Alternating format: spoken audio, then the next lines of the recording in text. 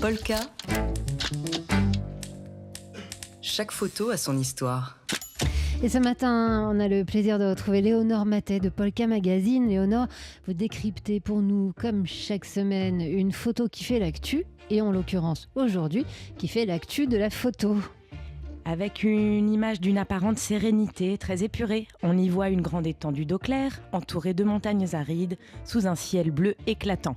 Au milieu de la photo et de ce lac se trouve une femme de dos, à la belle natte blanche, les jambes dans l'eau, et devant elle, un tronc d'arbre fin, dénudé de ses feuilles, ambiance de fin du monde. Elle se tient droit, elle est digne.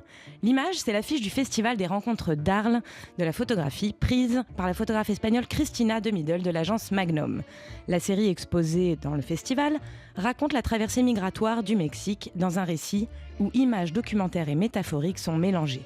Cristina de Middel confère aux migrants une position de héros, reconnaissant leur courage, leur force.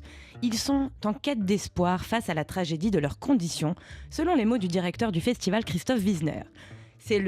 Le projet, c'est le Voyage au centre du monde, dont le titre et l'atmosphère sont inspirés du célèbre livre Voyage au centre de la Terre de Jules Verne, écrit en 1864.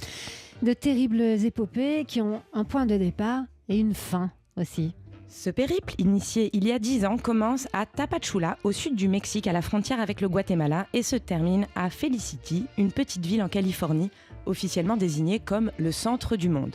Sur le chemin, la photographe croise les routes d'Elad, originaire du Cameroun, de Lyriane Eyarel de Cuba, de Noémie d'Haïti. Elle recueille leurs témoignages poignants et elle relate des histoires humaines, dramatiques, dans une gestion catastrophique de la question migratoire aux États-Unis sous le mandat de Trump, d'autant plus inquiétante dans cette année électorale. Ici ou là, par ailleurs. La photographe dresse des portraits héroïques avec une scénographie de l'exposition arlésienne qui est très forte, où on retrouve symboliquement le mur de séparation à la frontière.